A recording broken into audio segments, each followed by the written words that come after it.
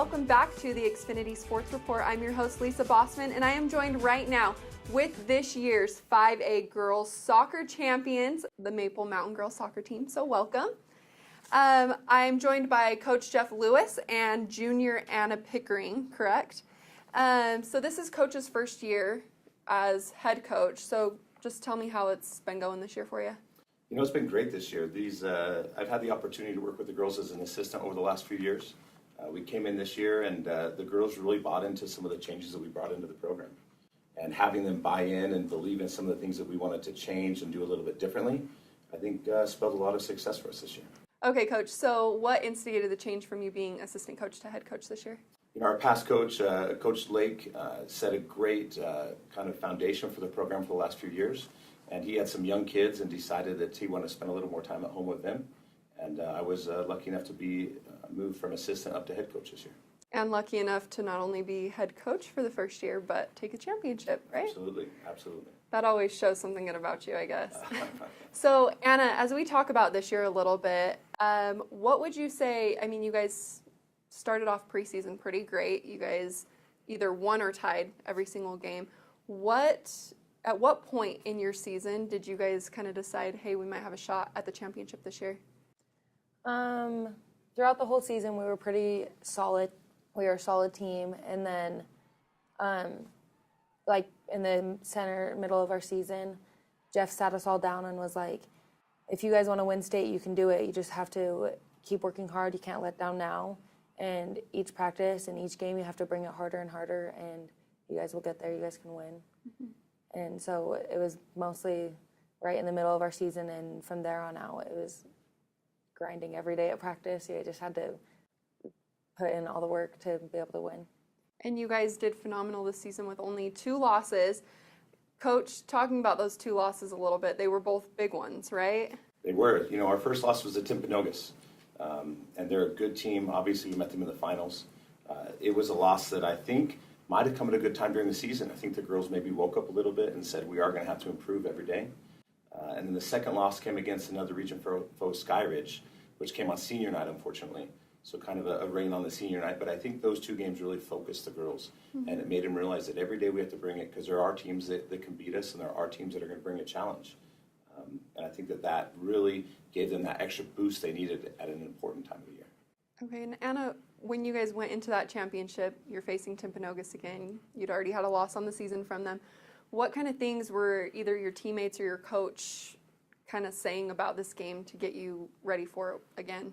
Well, everybody was kind of nervous. Like, I know I was nervous. It's a big stadium, and there's a lot of fans, but we kind of were just like, it's a team that we know how to play against. We've played against them twice. We've tied and lost, so we're like, it's our time to win. Like, Timpanogos is scared because they know we're a good team, but so we just have to play better than them and just show that we worked harder than they did. Just kind of wrapping up this interview with you guys, Coach, what would you say looking forward to next year now? Who are you going to be losing? What kind of things are you guys already looking forward to? Yeah, you know, I'm excited for next year. You know, I think we have a large program. We have players that are excited to learn and grow every year. We're going to lose some key players, obviously. We're going to lose Kayla Thompson, a goalie. We're going to lose a couple of key defenders. We're going to lose Julie Dean in the midfield. That was a big part for us. And not here today, Chloe Martin up top, and a couple of other forwards that played well. So while we'll lose some talent, I think that we have some talent ready to come in and ready to play hard. What I like is that we create a program that expectations are now already known by that younger group. You know, these girls, their team mantra for the year was work today for tomorrow. From the oldest player on the team to the youngest player on the team, from the girls that got time to the girls that didn't get time, they bought into that.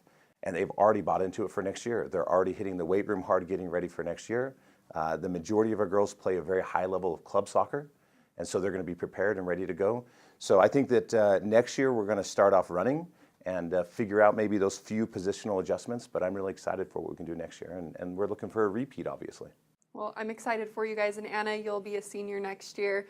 What are you looking forward to? What are your plans for next year? So like you said, we have a young team, so I'm excited for next year. I think we're going to have the same amount of talent, and I'm excited to work hard and set myself up for college. And you're already committed as a junior. Where are you heading? The University of Utah. Well, congratulations. Thank you. We've got a couple more Maple Mountain Girls Soccer girls here in the building. Let's take a look right now at the championship matchup, just the last couple seconds while we make the transition. Take a look. The shootout is tied at 2 here. That's Lewis for Maple Mountain, and Barlow makes the stop. Later, it's 3-3. Megan Umbadok takes the shot, but Thompson gets a hand on it, and the Eagles are back in it. 5-4, Mejia could send it into another round of PKs. It sails to the left, and Maple Mountain comes away with the win and their first state title in school history. What a performance by Maple Mountain. I am now joined by 3 out of the 4 captains. We have Amber, Julia, and Kayla joining us, so welcome you guys. I want to start off talking about postseason with you guys since you are the seniors and you were a big part of the team this year. So Amber, let's start off with just round 1. Murray, tough game. Tell me about it. Yeah, it was the only game that we were down and we were really kind of worried, but all we had to do really was change the way we were playing because we know that we can be better than any team. We just have to play our game and get in the right mindset. So we pulled through with the win. Thanks to 2 goals, we were down 1-0, but we had a goal by Katie and then Anna Pickering. So we came through. Yeah, and you guys were tied at the half, I believe. What kind of things does your coach say to you going into half if you're ever down or tied up, just to kind of get you guys pumped up? He just tells us that he knows that we're better than this, than what we were playing, because we have worked so hard. We worked so hard to get to that point, and we weren't just going to throw it away by playing bad soccer. So we just turned it around and did what we needed to do. Yeah, and you definitely did. You moved on to quarterfinals, right, Julia? Tell me a little bit about that Brighton game. It was a really fun game to play in. I enjoyed it. I think it was kind of like, we were kind of used to going into overtime by then because we had a lot of overtimes. But I think it was important that we came together as a team and were able to finish it out. And we were all just super excited. We were all happy to be there and just, playing with each other. So. Yeah, double overtime. This was one of many. When you guys are going into double overtime, do you even get nervous about it anymore since you guys are there so often, or? Well, for me, honestly, I just try not to think about it because if I think about it too much, it kind of gets to me a little bit. But otherwise, I think the rest of the team was like, we just kind of help each other out. Like if we're feeling nervous, we give each other hugs, tell them to just shake it off, not think about it, then just focus on the game, and then we're able to come through. Okay, so round 1, you just had a normal game. Round 2, we get into double overtime, and then we head into semifinals, right, Kayla? And it ends up going into a shootout. Yeah, semifinal game. That was a crazy, intense game. It was really a fun game to play in. It was a lot of shots on goal. There was a lot of possession, and then, as you said, we went into double overtime, and then we went into PKs after. And the PKs were kind of stressful. I haven't been in a PK shootout in a while, and it was just kind of like, got to do what you have to do so you could win the game and move on. And I think that was the key factor of the game, was that we all worked for it and worked hard about it. Yeah, 4-3 over East, right? A pretty good team as well. How do you mentally prepare for PKs? Because as a goalie, I can only imagine. I mean, just taking one PK and being done, it's like, okay, it was only 1 point, yes or no. Like, it doesn't matter. But for you, I mean, those things are coming at you fast. Like, what do you have to do to prepare for that?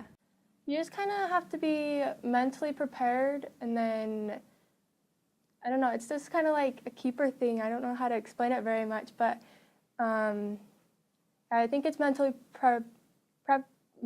prepared, and just like knowing that you want to get the ball and knowing that you want to help your team out and you want to see everyone on the team succeed is what I think about, is seeing everyone succeed and what they want for it.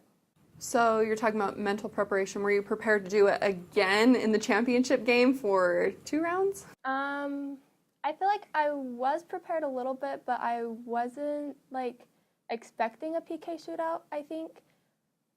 But the PK shootout, it ended well. We won the game, obviously, and it was a good opportunity.